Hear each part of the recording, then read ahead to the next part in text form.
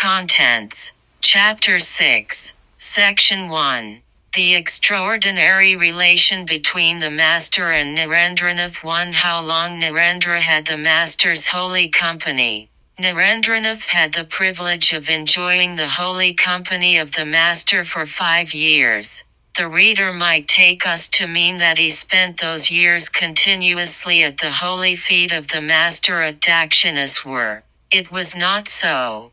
Like all the other devotees of Calcutta, he also used to come from home and pay visits to the Master during those years. But he, it is certain, visited Dakshineshwar at short intervals, as he became an special object of the infinite love of the Master from the very beginning. It gradually came to be regarded an essential duty of Narendra to go there once or twice a week and, when there was leisure, to spend 2, 3 or more days there. It is not as if there were no deviation from this rule at times, but, greatly attracted to him from the beginning, the Master did not allow him to break that rule to any great extent. When Narendra could not come to Dakshineshwar for a week for any reason, the Master would be quite restless to see him and, sending him word, would have him brought to him, or he himself would go to Calcutta and spend a few hours with him. There were, as far as we know, no gaps in Narendra's regular visits to Dakshineshwar for 2 years following his acquaintance with the Master. But he was compelled to break that rule when the whole responsibility of managing his family affairs devolved on his shoulders at the sudden death of his father, soon after his appearing for the BA examination. By the beginning of 1884, 5 kinds of behavior of the Master towards Narendra during this period.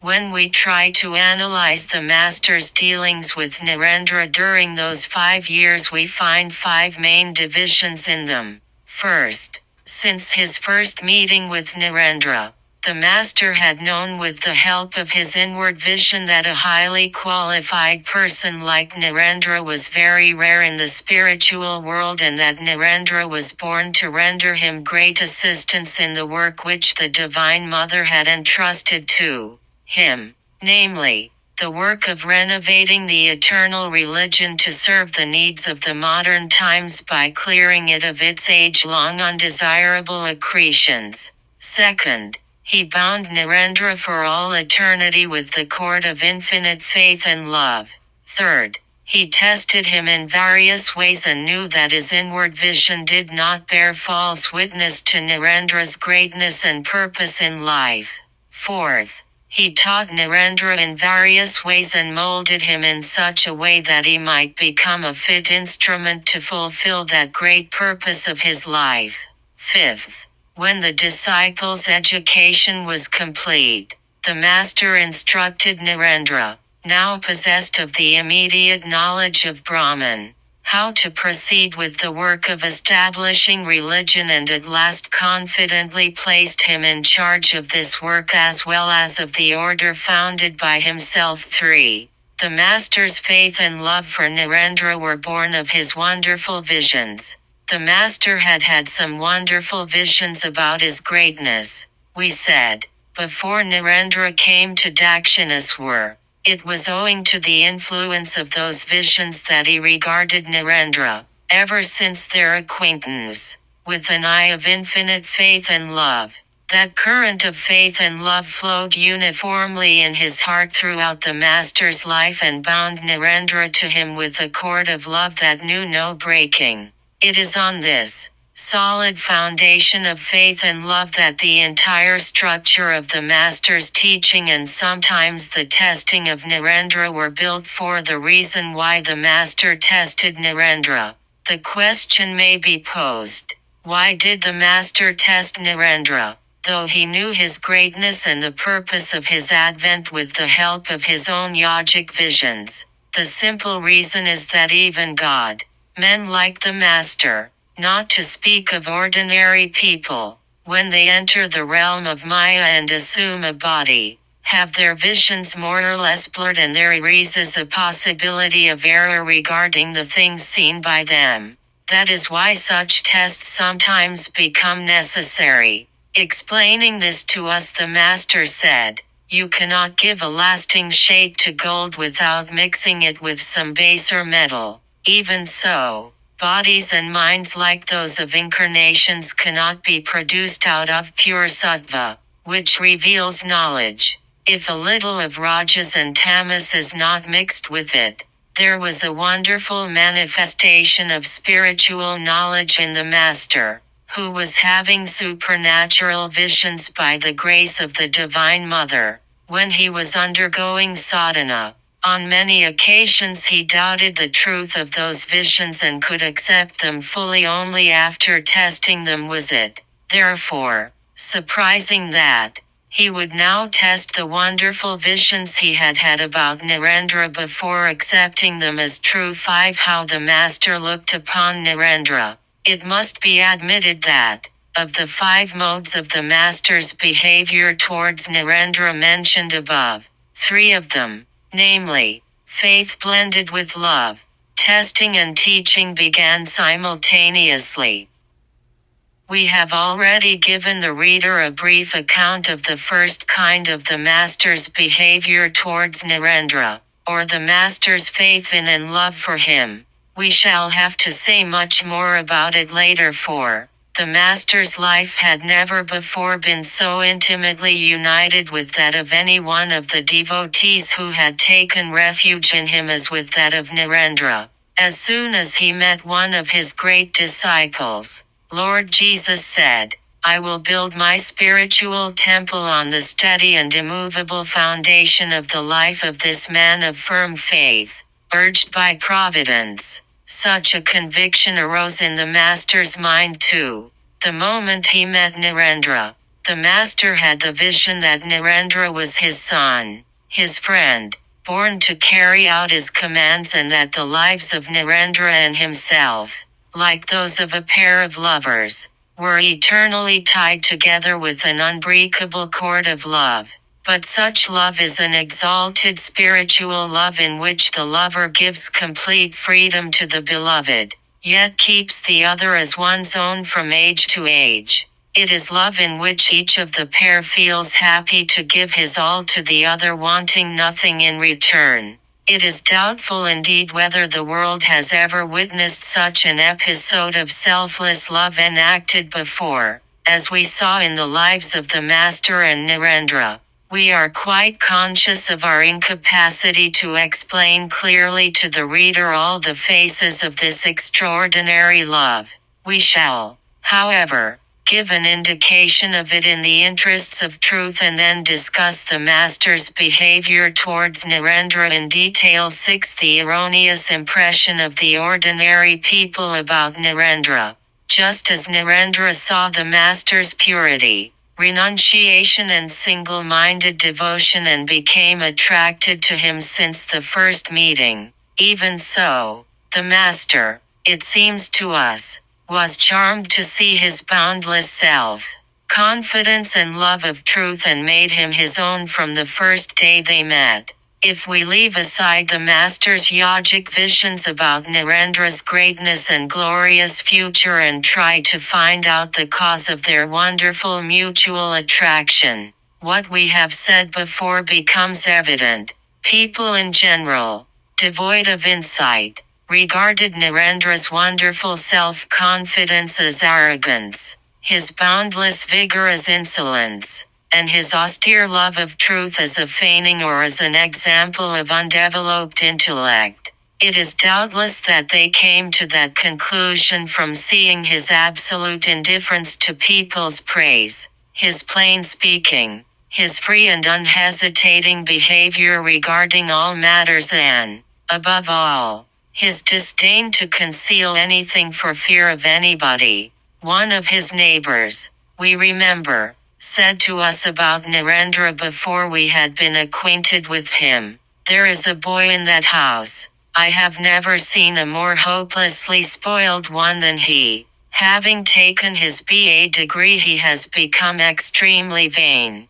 As if the vast world did not count at all with him, he starts singing audaciously in the presence of his father and other superiors, keeping time on kettle drums with his palm and distended fingers. He goes along smoking a cigar in the presence of the elders of the quarter, and so on in all matters. One day, shortly after this, we went to the master. Perhaps it was our second or third visit to him, and heard him narrating Narendra's good qualities thus. 7. The author heard Narendra's praise form the master, speaking with Ratan, the chief officer of the garden house of Jadunath Malik, and pointing to us, the master said, "These boys are good. This boy has passed 1.5 examinations. I was preparing for the FA examination that year. He is polite and calm, but I have not seen another boy like Narendra. He is as efficient in music, vocal and instrumental, as in the acquisition of knowledge, in conversation as well as in religious matters. He loses normal consciousness in meditation during whole nights. My Narendra is a coin with no alloy whatsoever. Ring it and you hear the truest sound. I see other boys somehow pass 2 or 3 examinations with the utmost straining. There it ends. They are a spent-up force. But Narendra is not like that. He does everything with the greatest ease. To pass an examination is but a trifle with him. He goes to the Brahmo Samaj also and sings devotional songs there. But he is not like other Brahmas. He is a true knower of Brahman. He sees light when he sits for meditation. Is it for nothing that I love Narendra so much? We were charmed to hear those words and, desiring to be acquainted with Narendra, asked him, "Sir, where does Narendra live?" The master replied, "Narendra is the son of Visvanath Datta of Simla, Calcutta." Afterwards, when we returned to Calcutta and made inquiries, we came to know that the young man, so much praised by the master, was the very person whom our friend, his neighbor, had calumniated so vehemently. Quite astonished, we thought how improper our judgments on others' characters often turn out to be when we base them on the casual activities of those persons. 8. The author's erroneous impression about Narendra at his first meeting with him. It will not be out of place here to mention another incident connected with this topic. One day we had the good fortune to meet Narendranath at the house of a friend. A few months before we heard the master describing his good qualities in that manner. That day we only saw him but did not like to have a talk with him on account of an erroneous impression. But the words he spoke that day were so deeply imprinted on our memory that even after the lapse of many decades it seems that we have heard them but yesterday. Before describing them, the circumstances under which we heard those words should be narrated. Otherwise one will fail to understand why we carried that wrong impression about Narendranath on that occasion. 9. The author's first meeting with Narendra at a friend's house. The friend in whose house we saw him that day had hired a 2-storied building in front of Narendra's dwelling house at Garmohan Mukherjee's Lane in the Simla quarter. We had been fellow pupils in the same school for 4 or 5 years.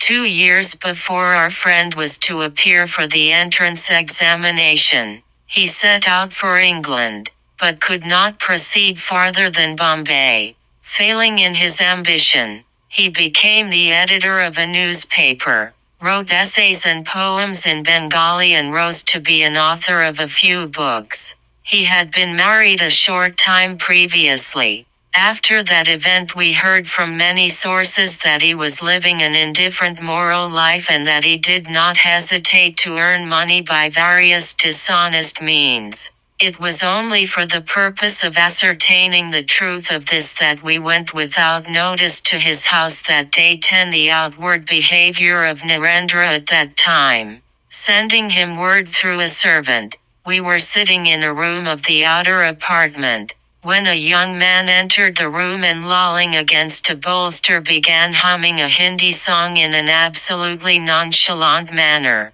which indicated his familiarity with the owner of the house.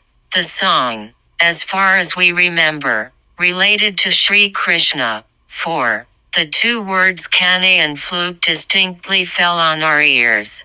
We could not view the young man with a kind eye inasmuch as his song about the black one's flute and his familiarity with our unprincipled friend were associated in our minds with his dress which, though not smacking of up-to-date fashions, was clean, his hair which was well tended and his looks of absent-mindedness, easily mistaken for coldness. Seeing him behave unabashedly in that manner and smoke tobacco afterwards, ignoring our presence altogether, we happened to receive the impression that he was a faithful follower of our unprincipled friend and that the latter had acquired his evil ways by mixing with such young men. Anyway, we also did not try to get introduced to him as he assumed an attitude of great indifference and continued to be in his own mood even though he noticed us 11 Narendras talk on literature with the friend. Our boyhood friend came out shortly after and speaking to us a word or two only though we met each other after a long interval, began delightfully to talk on various subjects with the young man though we did not like that indifference of his. We thought it was against etiquette to take leave suddenly and were listening to the conversation on English and Bengali literatures, which our friend, the literature, had with the young man, although, when they began the conversation, they were to a great extent agreed as to the function of high-class literature, namely, that it should correctly express human sentiments.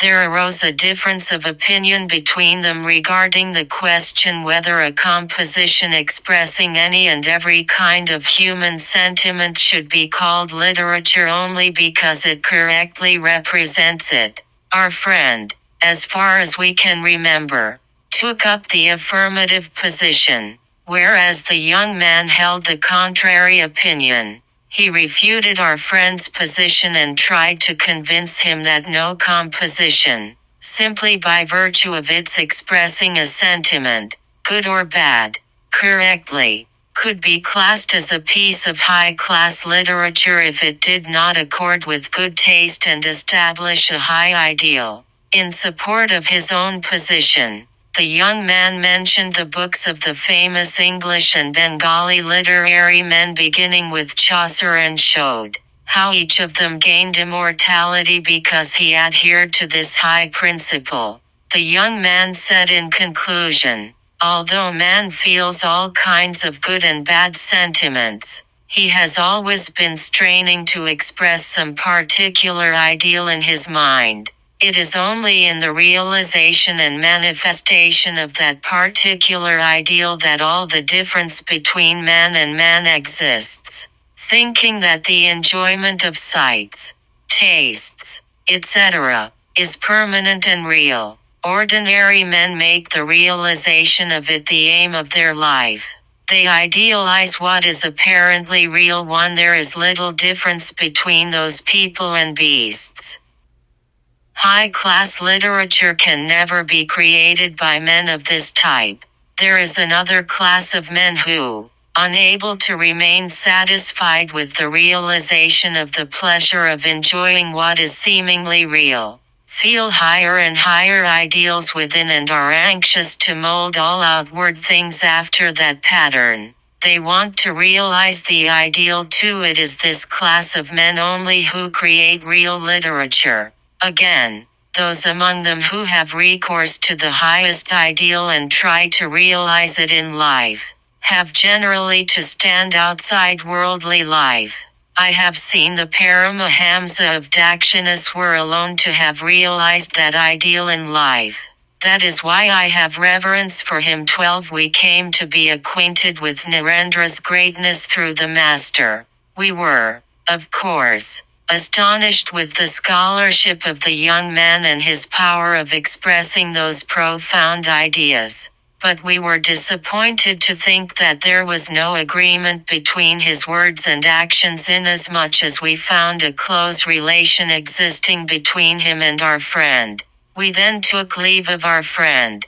We were charmed to hear from the Master the above mentioned catalogue of Narendra's good qualities a few months after this event, and went to his house to be introduced to him, when we came to know that the young man seen by us before was the Master's much praised Narendranath. Our astonishment knew no limit. 13. The Master recognized Narendra from the beginning.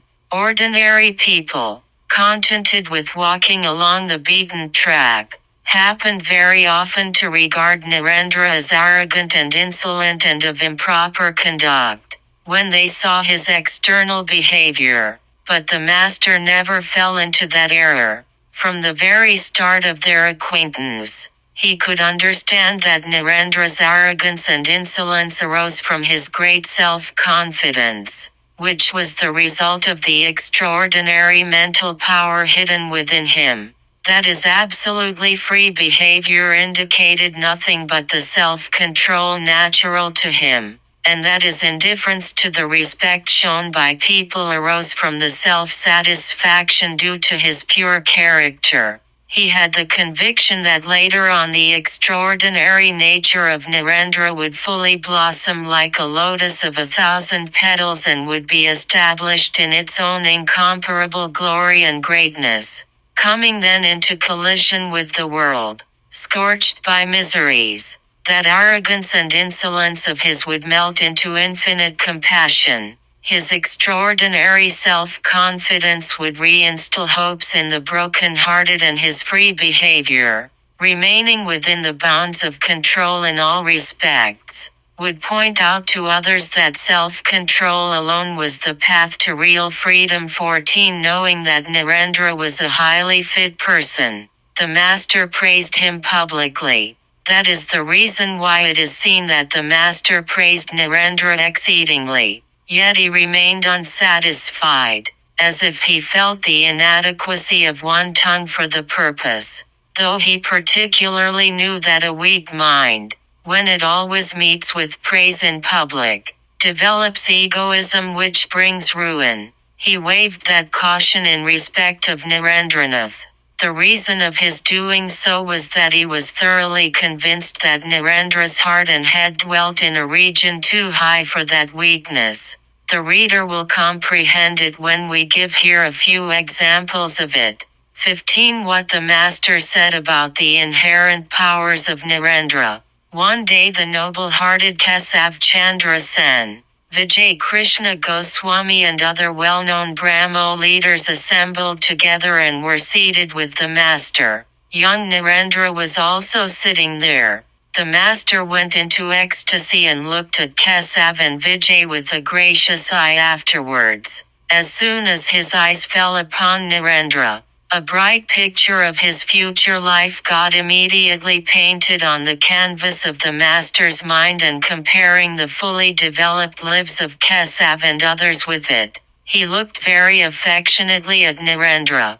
After the meeting came to an end, he said, "I saw Kesav has become world famous on account of the abundance of one power, but Narendra has in him 18 such powers in the fullest measure. The hearts of Kesav and Vijay, I saw again, are brightened by a light of knowledge like the flame of a lamp. But looking at Narendra, I found that the very sun of knowledge had risen in his heart and removed from there even the slightest tinge of maya and delusion. A weak-minded man devoid of inward vision would have been puffed up with pride and lost himself, had he been so praised by the Master himself. But there arose a perfectly contrary result in Narendra's mind. His mind, possessed of extraordinary inward vision, dived into itself and compared impartially its own condition then with the innumerable good qualities of Kesav and Vijay, seeing himself unworthy of such praise. Narendra protested strongly against the master's remark, saying, "Sir, what are you saying? People will regard you as a madman when they hear this. Ah, what a great difference exists between the world-famous Kesav and the noble-hearted Vijay on the one hand and a mediocre schoolboy of no consequence like myself on the other. Please never make such comparisons again." The master was pleased with him to hear that protest and said affectionately, "What shall I do, my child? Do you think it was I who said so? Mother showed me all that. That is why I said so. Mother has always shown me the truth and never an untruth. That is why I spoke it out." 16. Narendra's protest against those words of the master. It was not always that the master could escape Narendra by merely saying that mother had made him see this or say that. Doubting the truth of all such visions of the master, the bold, plain-speaking Narendra would very often say, "Who can say that mother showed you these things and that they are not the fictions of your own brain? If I had had such experiences, I would certainly have taken them as whims of my own brain. Science and philosophy have proved beyond doubt that our eyes, ears and other organs of sense very often deceive us, especially when there is a desire in our mind to see a particular object as endowed with a particular quality. You are affectionate to me and want to see me great in everything. This is perhaps why such visions appear to you." 17. Overwhelmed by Narendra's power of argumentation, the master asked the mother of the universe, saying thus. Narendra tried sometimes to explain to the master with the help of illustrations the results of the researches and investigations in Western physiology about visions seen by certain classes of persons and to show how they had been proved to be erroneous. When the master's mind dwelt in higher planes of consciousness, he regarded that boyish attempt of Narendra as an indication of his truthfulness and was all the more pleased with him for that.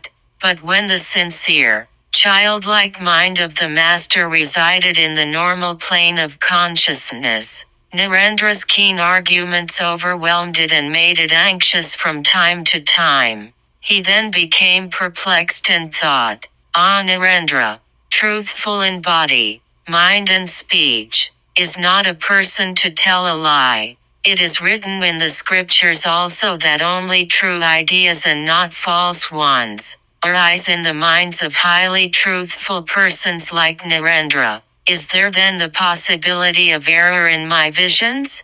But I tested my visions before in various ways and found that the mother always showed me what was true and never what was untrue.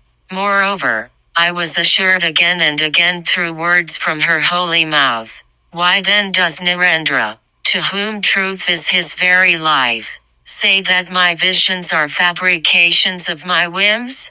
Why does his mind not accept them as true as soon as I tell him of them?" Thus worried, he would at last place the matter before the Divine Mother and be free from anxiety on hearing from herself the words of assurance. Why do you give ear to his words? He will accept in a short time all these things as true. The reader will understand what has been said above when we describe here an incident as an example. 18. An example. The master came to the general Brahmo Samaj to see Narendra.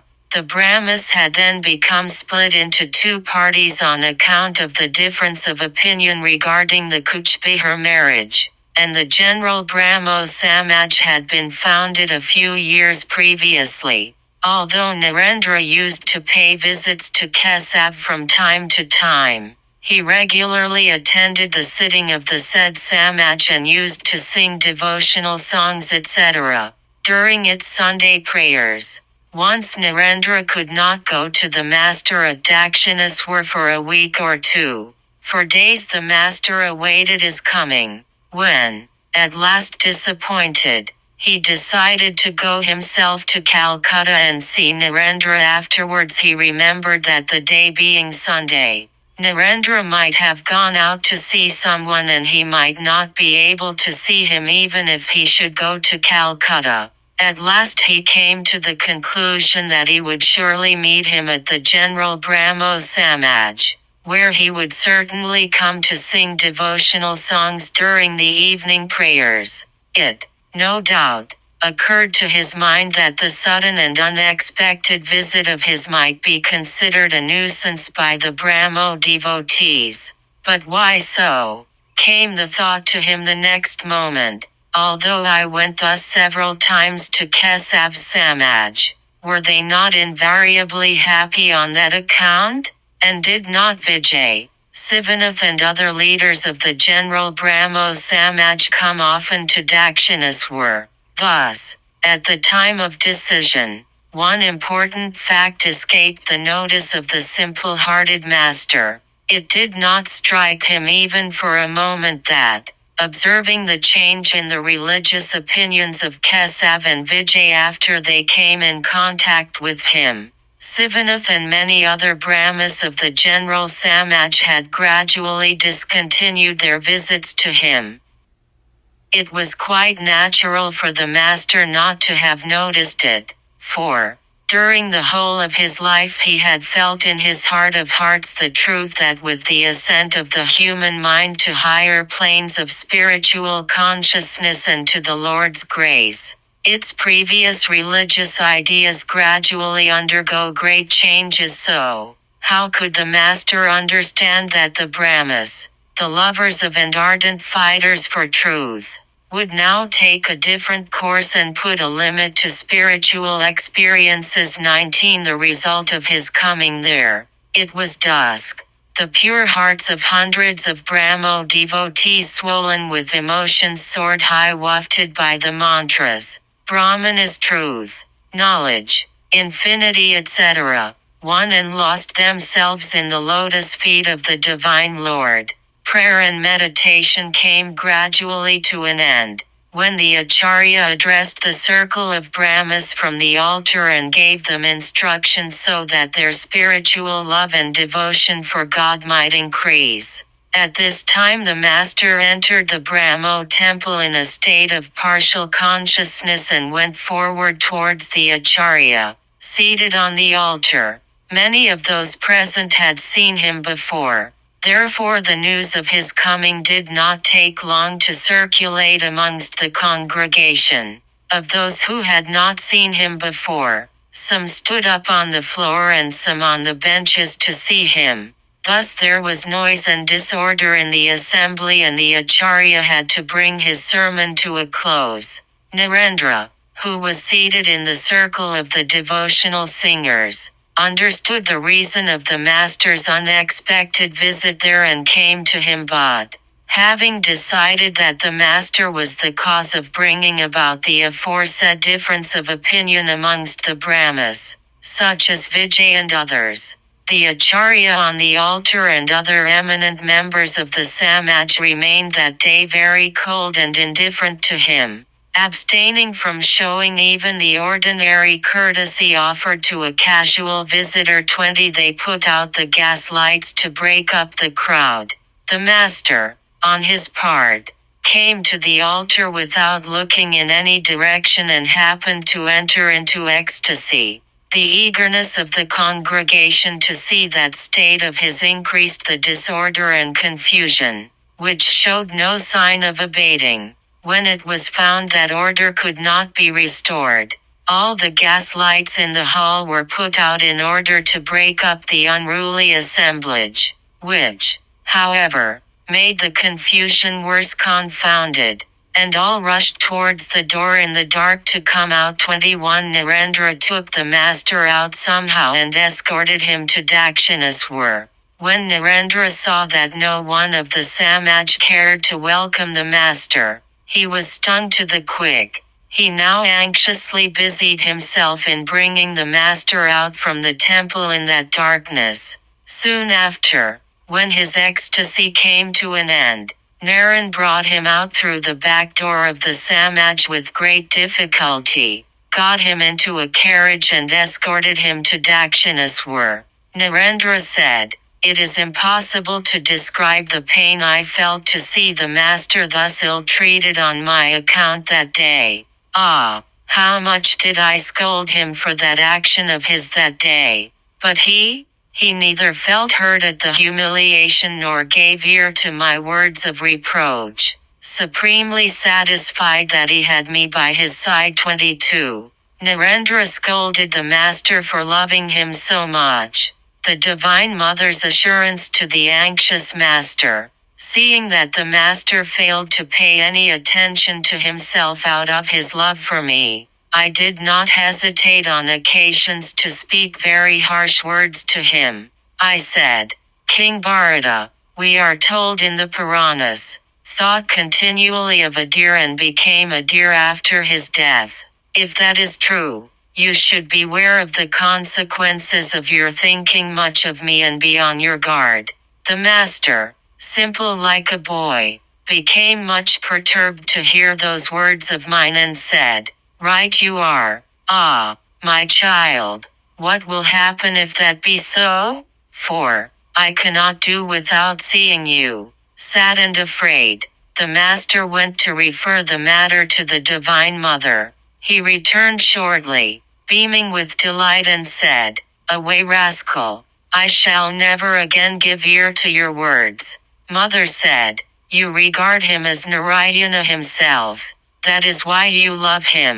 The day you do not see Narayana in him, you will not even cast a glance at him." That day the master thus swept aside with one word all the objections that I had raised before against his extraordinary love for me. Footnote 1. This sentence was spoken in English. Tr2.